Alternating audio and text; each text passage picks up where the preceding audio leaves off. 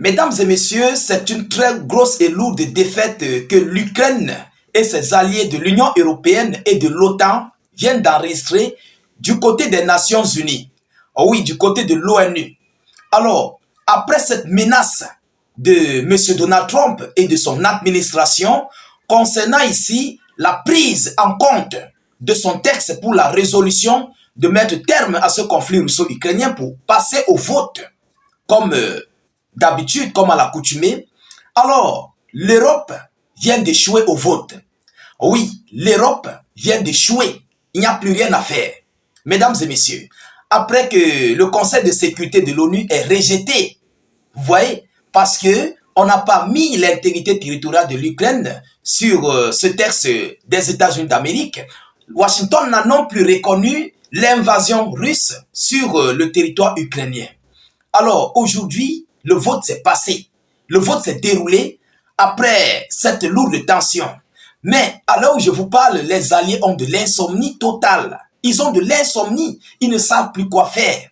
Ah oui, malgré que ils sont en train de tout mettre sur pied, de tout mettre en œuvre pour pouvoir attirer en fait les États-Unis d'Amérique de leur côté. Mais il n'y a pas de solution.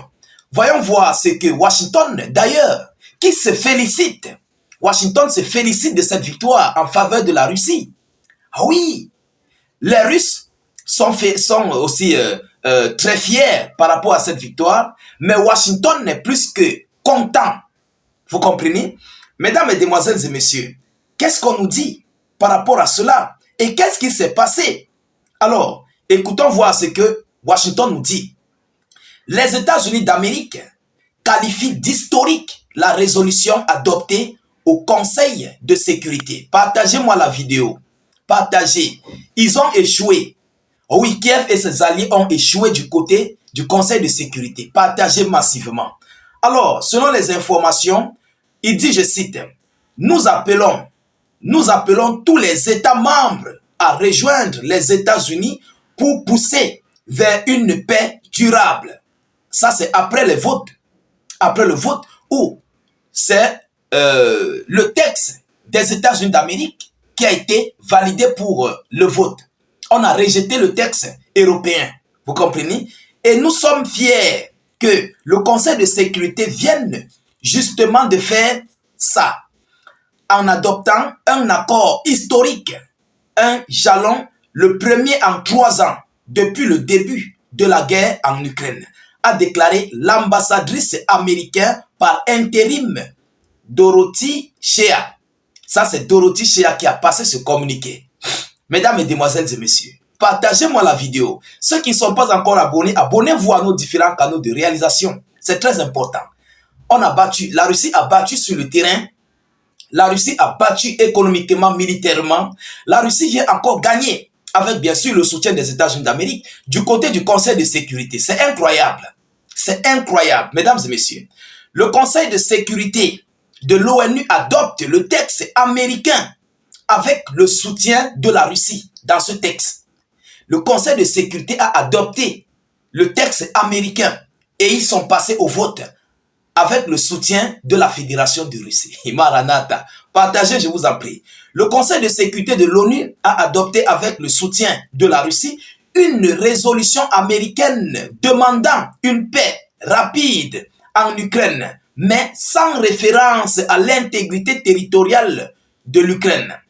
Malgré les objections des alliés européens de Kiev, ce texte qui demande instamment qu'il soit mis fin au conflit dans les plus brefs délais et plaide pour une paix durable, a recueilli 10 voix. 10 voix pour. Vous comprenez donc ceux qui ont voté oui pour le texte de M. Donald Trump, pour le texte américain, il y a eu 10 voix qui ont voté pour, donc pour le oui. Et dans celle de la Russie, et aucune contre. Vous comprenez? Les 4 autres de l'Union européenne, les 4 autres voix sont sorties de l'Union européenne. Est-ce que vous voyez? Il s'agit de la France, la Slovénie, la Grèce, le Danemark. Ils ont échoué. Ils ont échoué. Alors, et le Royaume-Uni se sont abstenus. Vous comprenez? Les Britanniques, ceux-là qui soutiennent l'Ukraine, ceux-là même qui veulent envoyer les soldats sur le front avec les soldats français, eux, ils se sont abstenus. Ils ne se sont pas prononcés. Incroyable. C'est une grosse trahison. Les Britanniques ont décidé de garder leur silence. Ils ne sont pas pour la Russie, ils ne sont pas pour les États-Unis d'Amérique. Ils ont préféré s'abstenir. Et ils sont malins. Mais les Européens, là, ils n'ont pas compris. La France et les autres, ils n'ont pas compris. Oui, mesdames et messieurs, parce que le monde est en train de tourner. Demain après-demain, vous savez que le ministre britannique veut se rendre du côté des États-Unis d'Amérique. Alors, s'il votait pour le oui, pour le dossier européen, comment Donald Trump devait le recevoir du côté, du côté des États-Unis d'Amérique? Je crois que jeudi, il doit se rendre du côté des États-Unis d'Amérique. Donc, il ne pouvait pas voter pour le oui. Sinon, l'accueil là-bas ne devait pas être chaleureuse. Oui, mesdames et messieurs. Et ils ont réfléchi. Ils ont réfléchi. Ils se sont abstenus. Pendant ce temps, la France, la Slovénie, le Danemark, eux, ils ont voté pour le non au texte, contrairement au texte américain. Alors, cette situation compliquera encore plus la situation française et tous ceux qui ont voté pour le non. Parce que présentement, Trump n'est pas concentré là-dessus. Mais dans les prochains jours à venir, ça va jouer énormément, politiquement, diplomatiquement, contre l'Europe, contre, comment dirais-je, contre les États-Unis d'Amérique et la Russie. Ça va jouer. Et nous avons vu même d'ailleurs, par rapport à ces votes, il y a plusieurs États d'Afrique aujourd'hui qui ne s'entendent pas avec certains pays.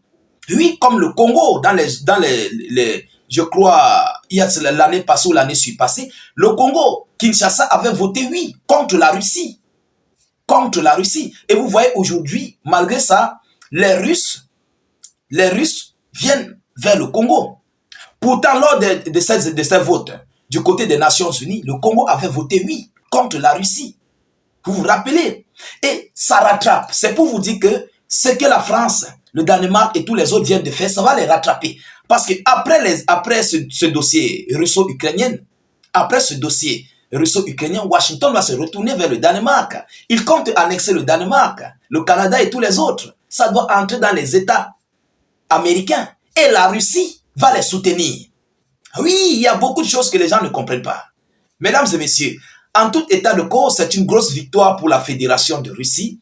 Et les Russes se félicitent d'ailleurs parce que c'est leur loi qui a été votée, bien sûr, émise par les États-Unis d'Amérique.